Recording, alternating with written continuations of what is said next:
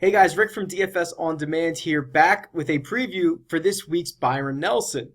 As you can tell, I'm traveling this week, so I apologize in advance if there are any audio deficiencies or just the sound quality is not as good. Bear with me, but I did want to get a video out, so let's do it. Here we go.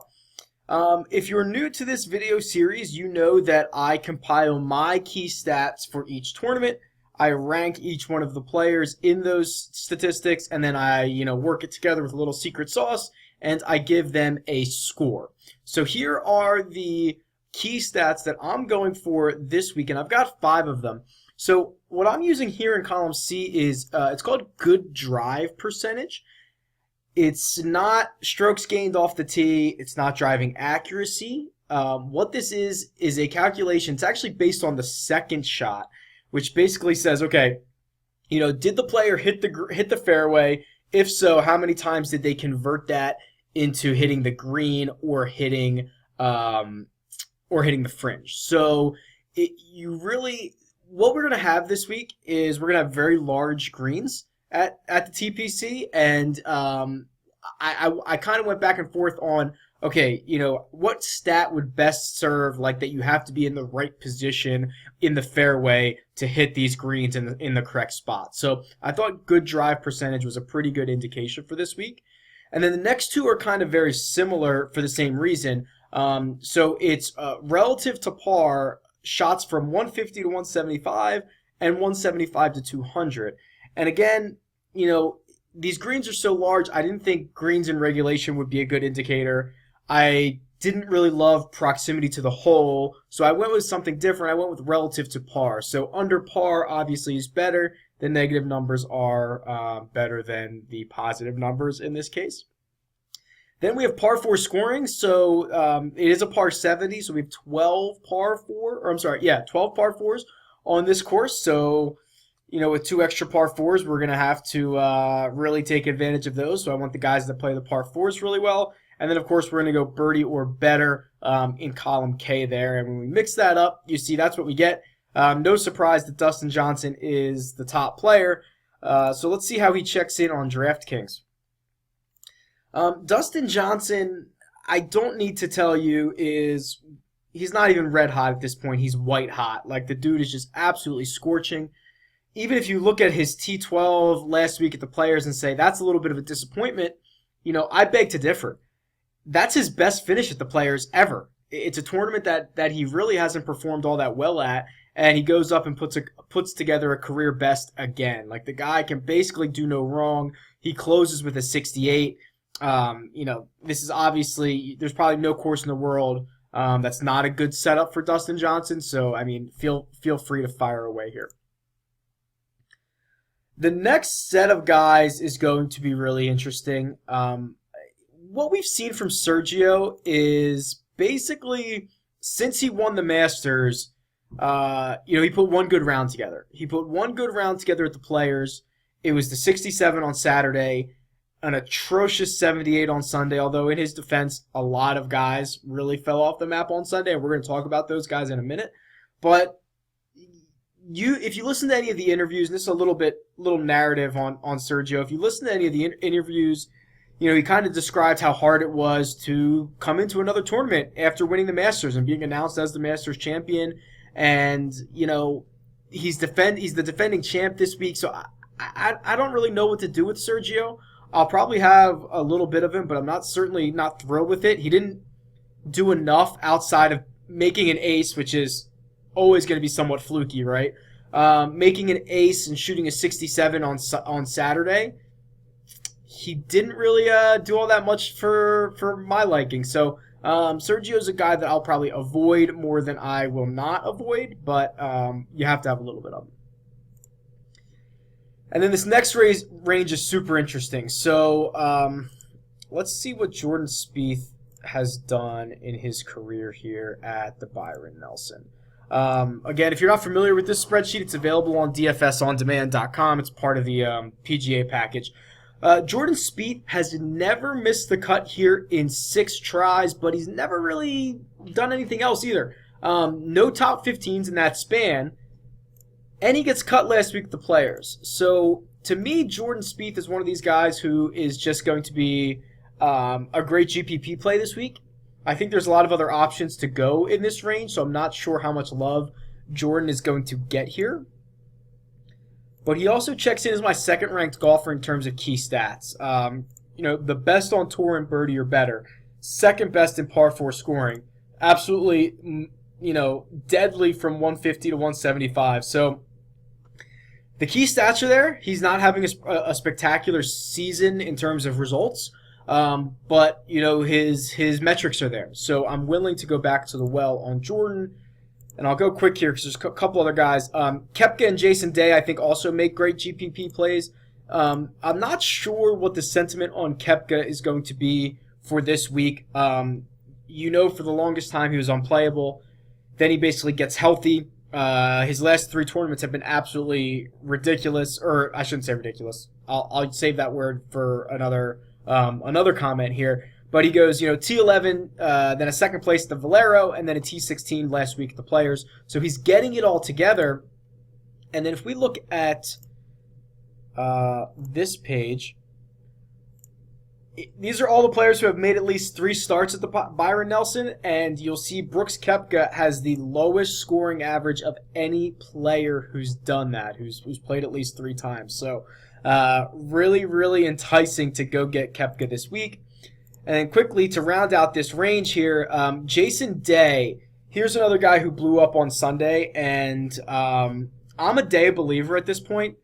I think he's a good GPP play because his ownership has been so abysmal. Goes out and shoots an 80 on Sunday. I imagine everyone is going to forget about him. But if you watched his round, Day did hit some shots that reminded me of him being the world's number 1.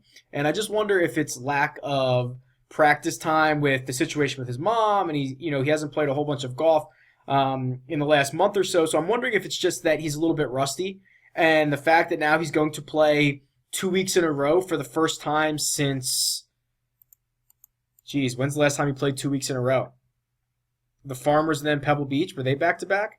I mean, it's been a while. So I'm interested to see if it is a practice issue, if it is the fact that he just hasn't had his reps.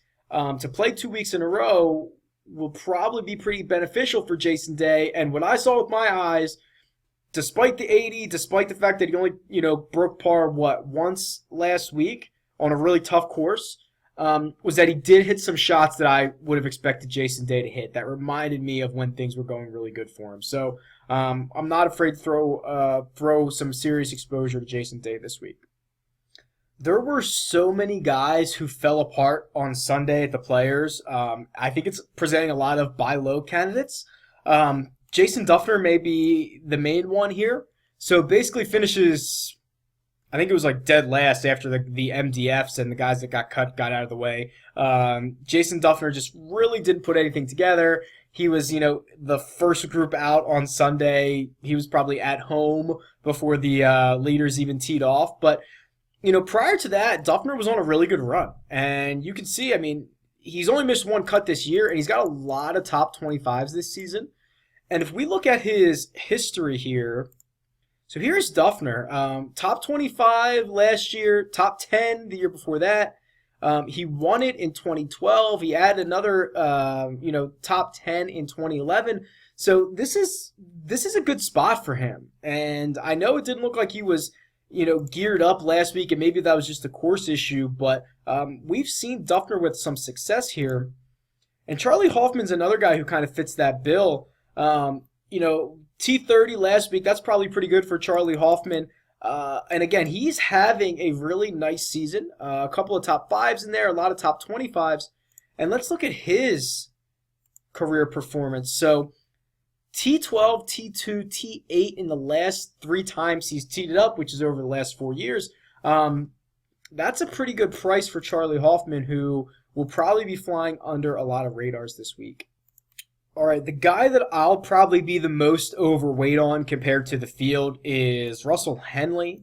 So Henley, T35 last week, fired a 68 on Friday. That was pretty good. Having a nice little run here. So T35 at the Players, basically a top 25 the time before that. really good showing at the Masters. And remember, he won the Shell Houston Open 4 tournaments ago for this guy. I really like Russ Henley's recent form, and then he pops up on my key stats as my 3rd ranked golfer. Dustin Johnson, Jordan Spieth, Russ Henley. Which of those names doesn't really sound like the others? But you look at it, and basically, look at this. Top 10 in birdie or better. Top 5 in par 4 scoring. Both obviously going to be massive. And then the other stats that are really important from the 150 to 200 range, Russ is great. And he's 31st in good drive percentage, which is, top third of the field or top quarter of the field. So it's going to be a course based on the metrics that Russ sets up pretty well for. And then he's only played here twice, I think. Yeah, so he has a top 25, but got cut last year. Two outings. I'm not looking too much into it. I think Russ will be fine. And then I hate to even say his name. Where is he down here? Wow, if he's this cheap, I'm gonna have to invest. Am I crazy? Have I passed him? Wow. Okay. Keegan Bradley. Sorry to all my friends who hate this guy, but I will show you why I might have a piece of him this week. So, it hasn't been pretty. 8 out of 12 cuts this year. No real deep finishes. But if we look at what Keegan has done here in the past, here he is. Let's not forget that this guy's won this tournament. He won it in 2011. He had a 2nd place in 2013. He had 2 other top 25s, and he got cut last year. So if we would have said that about any other player with this course history or this tournament history, we'd be stoked about it. If we looked at the key stats and we saw that Keegan checked in as my 6th ranked golfer and we didn't know his name, we'd be stoked about it. It's just the fact that he's really let a lot of us down, and he just has this really bad rap around the industry. And I agree with you. I'm not super thrilled about it, but I'm not making this stuff up. I'm not just making up his course history. I'm not just making up these key stats that to favor him.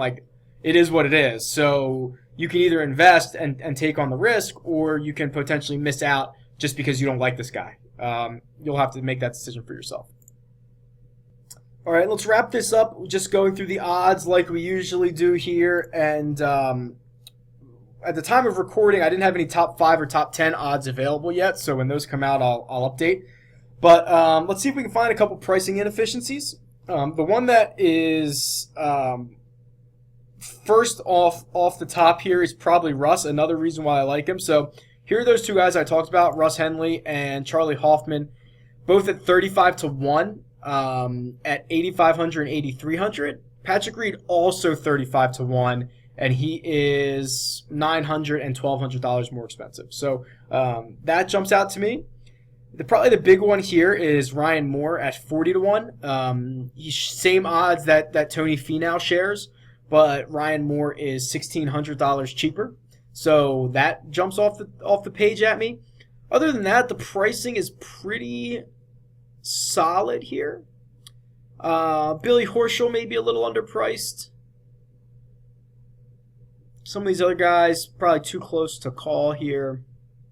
Nothing too outrageous. But yeah, I think there is a little bit of value with those guys there in the middle. Horschel, Moore, Duffner a little bit. So those are the guys that I'm going to ride.